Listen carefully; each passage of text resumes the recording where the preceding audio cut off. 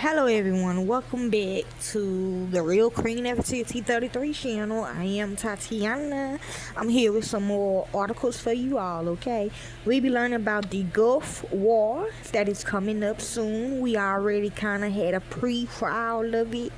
Okay, I feel like the real ones we are. I ain't gonna say that. Okay, so the Gulf War is coming up, and it's basically about making fun of people, dead people or whatever, or and blood stealing and shit like that. Okay, we already had a pre-trial about it. Okay, I know me personally, I ain't gonna win for my situation, but for some of you others, I know you're gonna win, okay?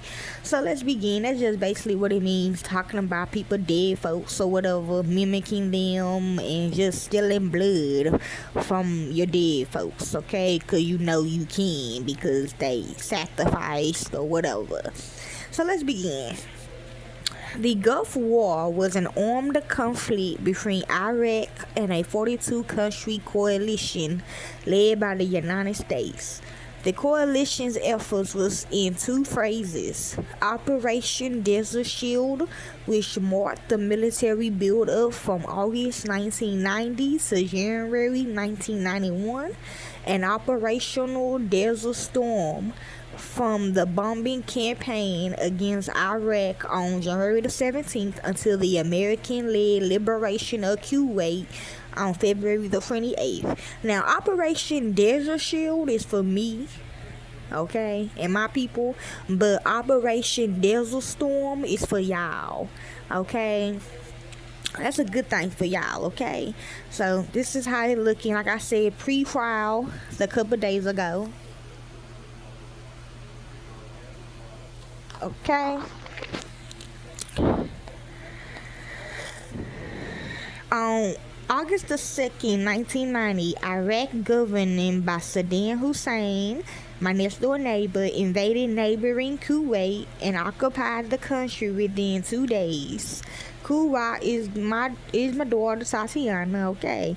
Iraq annexed Kuwait's territories, establishing Basra Governorate in the north and Kuwait Governorate in the south.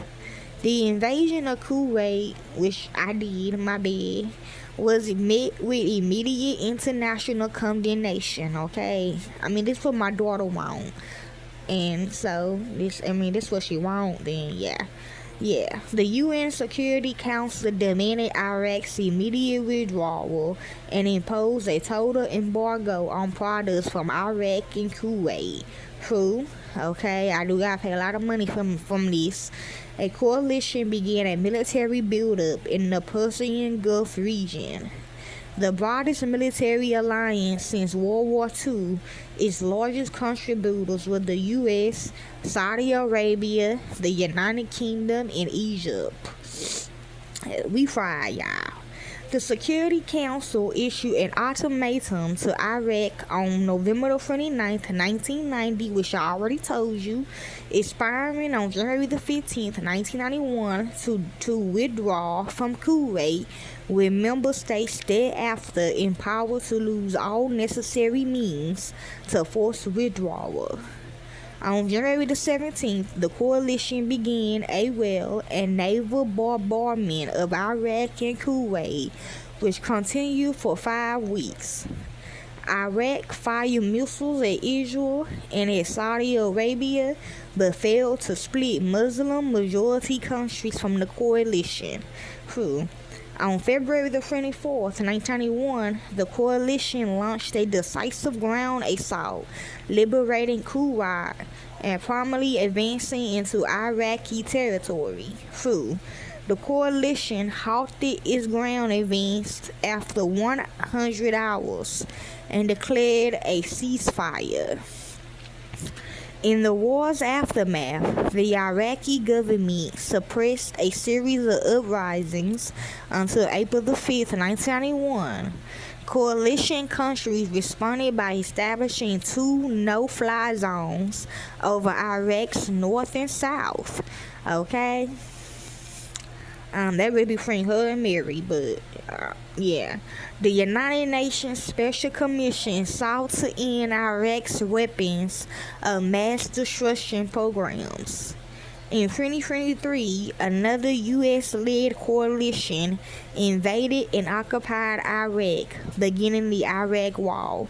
Oh, well, I gotta be there, because she's my daughter. Okay, my head.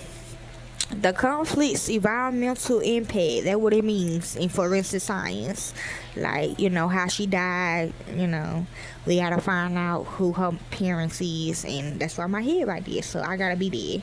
The conflict's environmental impact included Iraqi forces causing over 600 oil well fires, yeah, so black women, and the largest oil spill in history until that point. Okay, well, y'all should know. Talk to a forensic science person. Y'all should know this now. When somebody die like that, it's like DNA. Okay, that's why my DNA is on there. Okay, U.S. bombing and demolition of Iraqi chemical weapons facilities was concluded to be the primary causes of Gulf War syndrome experienced by over 40% of U.S. veterans. Okay, I mean, I was here before Christ and I'm still gonna be here after death. So if you were born after death, then I don't know what to tell you. Okay, the conflict introduced live news broadcasts from the front lines of the battle, principally by American network, which is CNN, who it earned the nickname Video Game War after daily broadcasts of images from cameras on board American military aircraft. Amen. The war highlighted new military technologies, including military satellites, precision guided munition, and a stealth aircraft, the F-117 Nighthawk. Oh well, you people that were born after death, you cannot take this. The largest tank battles in American military history was also fought, surpassed only by the Battle of the Bulge, the Battle of Medina Ridge, the Battle of Norfolk, and the Battle of 73 Easterns. Okay, y'all, so that's what the Gulf War is standing for. We already have a pre-trial, and we gonna probably have the real one sooner or later, maybe this year. So hopefully this helps you all. Enjoy.